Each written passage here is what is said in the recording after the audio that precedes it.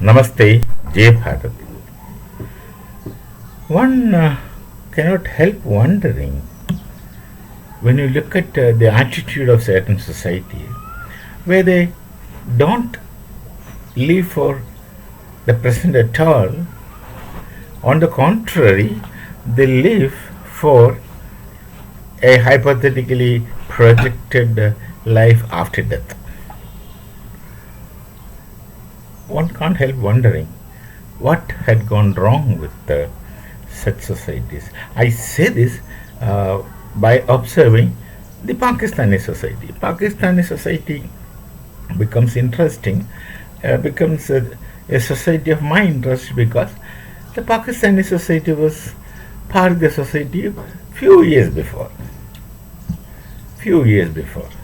or maybe few good years before. That is, if you try to look at the Pakistani society from the period of their separation from Bharat, it's few years before.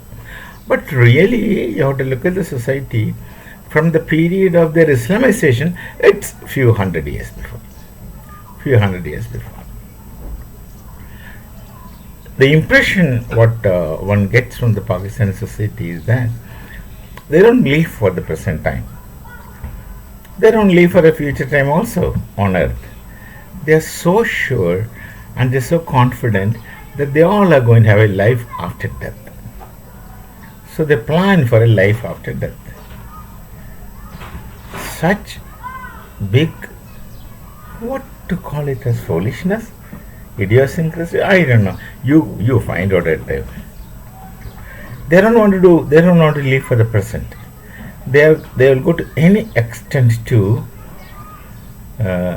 find out or to get a life after death. Of course, their life after death has got two promises. Like a double-edged sword, it is. I'll tell you why is it a double-edged sword. कैंची जैसे भी है, दोनों तरफ से काटता है. These two things are, one is promises of rewards after death.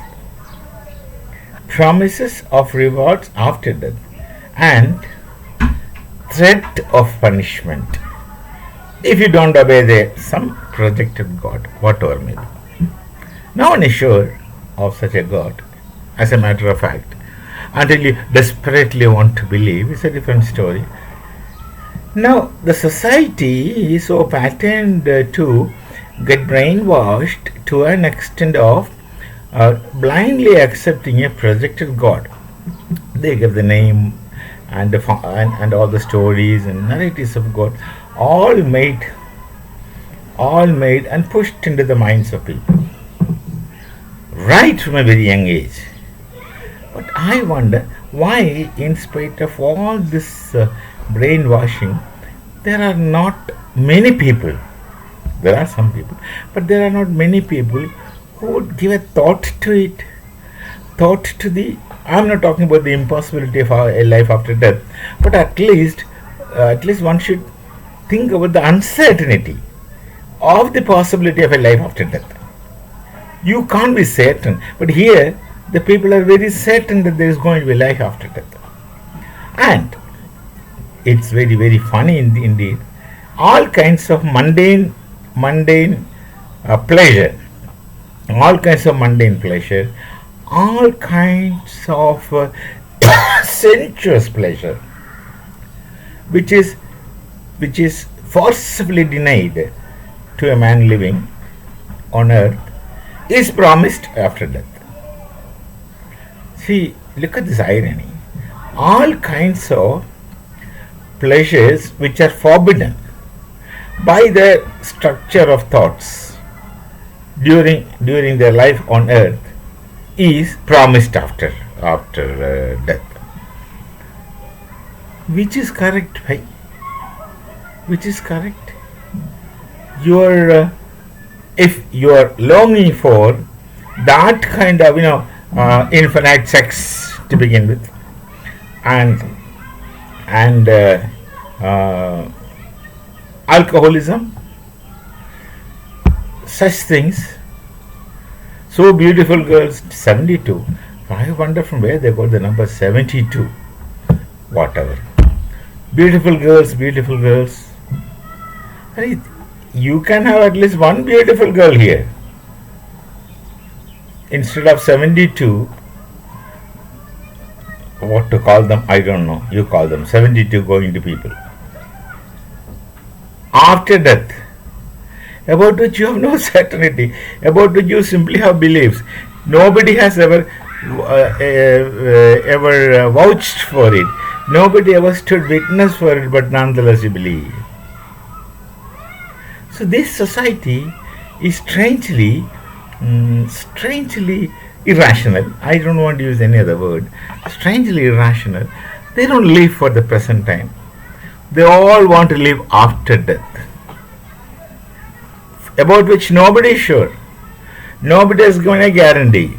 Now, some people would come and tell stories. That's a different story.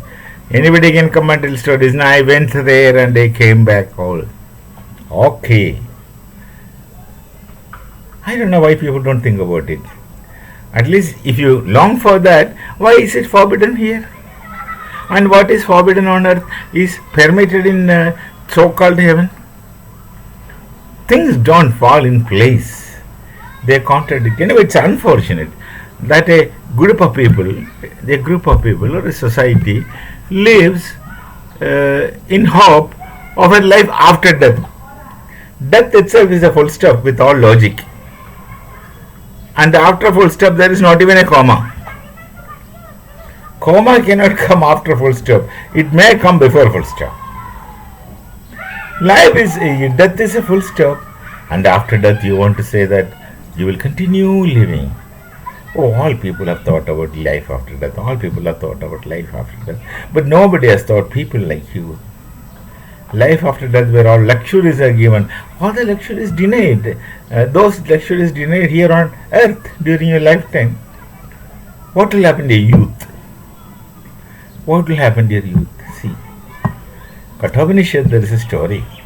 I just wanted to say this about promises. Where, I am not going to narrate it. People, those who know, they know it.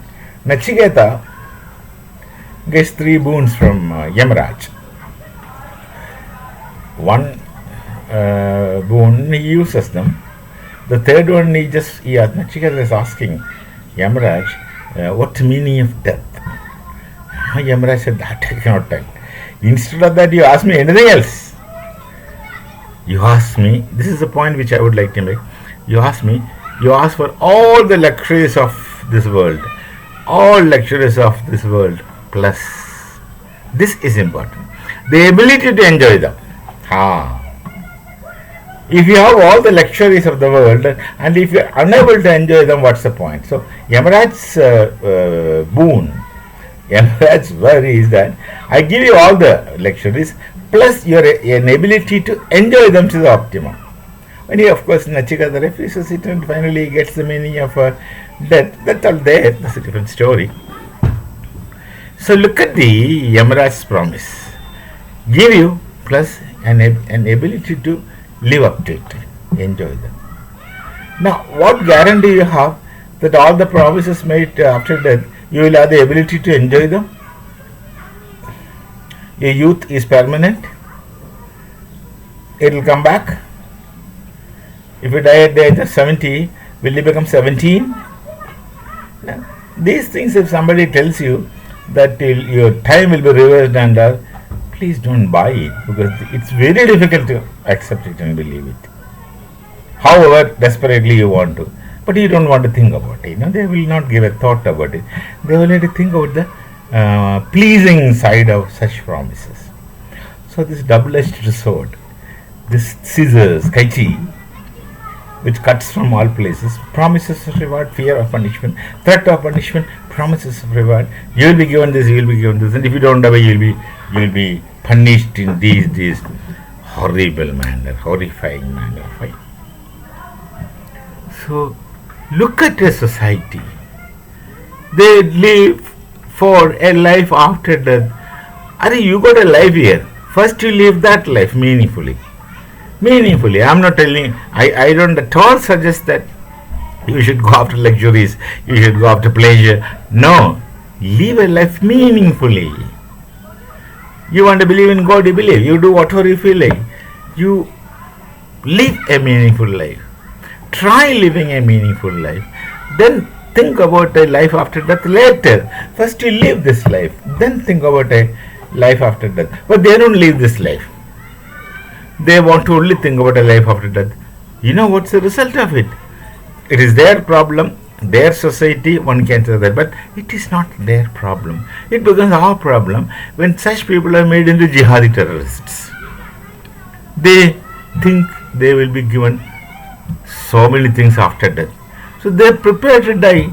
And what to do with the person who is prepared to die, excepting firing at him? You can't help it. You don't want to kill people. But these people are asking for death. Because they know after death they live. After death nobody can remember anything. That's the most unfortunate thing. Somebody who after death should come, somebody if he comes back after death can tell them क्या होता है क्या नहीं होता है. So look at a society that lives in hope for a life after death instead of living this life with you presently in your hands in three-dimensional, in time and space. You will not live that. You don't want to live that life. You want to live a life after death by here. This is the height of whatever. That's okay for now. We'll meet again. Till we meet again. Namaste. Jai Bharat. Jai Shri Ram.